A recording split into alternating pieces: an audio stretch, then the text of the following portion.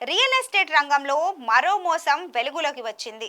2020లో green metro సంస్థ ఆరంభించిన తులసి భాగ్యనగర్ అనే ప్రాజెక్టులో ఫ్లాట్లు కొన్న కొంతమంది బయ్యర్లకు నేటి వరకు రిజిస్ట్రేషన్ చేయలేదు.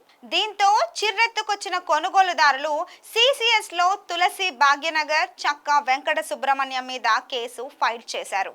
టిఎస్ రేరాకు ఫిర్యాదు చేశారు. ఇందుకు సంబంధించిన వివరాల్ని పలువురు బాధితులు మీడియా ముందు వెల్లడించారు. 2020లో కొంతమంది బయ్యర్లు కలిసి గ్రీన్ మెట్రో ఇన్ఫ్రాటెక్ సంస్థకు చెందిన తులసి భాగ్యనగర్ అనే ప్రాజెక్టులో ప్రీ లాంచ్ ఆఫర్ కింద ఫ్లాట్లను కొనుగోలు చేశారు. ఒక్కొక్క బయ్యర్ సుమారు 25 నుంచి 30 లక్షల దాకా చెల్లించారు.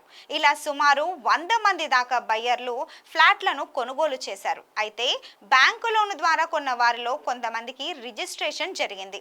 100% సొమ్ము చెల్లించిన వారికి నేటికి రిజిస్ట్రేషన్ జరగలేదు.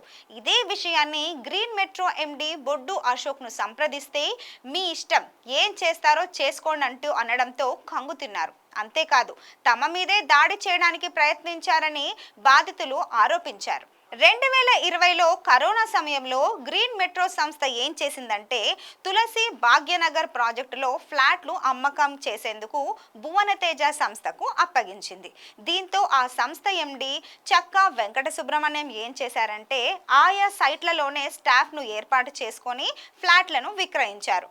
ప్రాజెక్టు సైట్లోనే కూర్చొని ఫ్లాట్లను విక్రయిస్తుండడం, పైగా ప్రీ లాంచ్లో ధర తక్కువగా ఉండడంతో కొనుగోలుదారులు 100% సొమ్ము చెల్లించారు. కాకపోతే బయ్యర్ల నుంచి తీసుకున్న సొమ్మును భువనతేజ సంస్థ ఎండి చక్కా సుబ్రహ్మణ్యం గ్రీన్ మెట్రో సంస్థకు చెల్లించలేదని రియల్ ఎస్టేట్ గురు పరిశోధనలో తేలింది. ఇదే విషయాన్ని బయ్యర్లు గత 4 ఏళ్ల నుంచి సంస్థ ఎండి బొడ్డు అశోక్ చెబుతూనే ఉన్నప్పటికీ అతను పెద్దగా పట్టించుకోలేదని సమాచారం.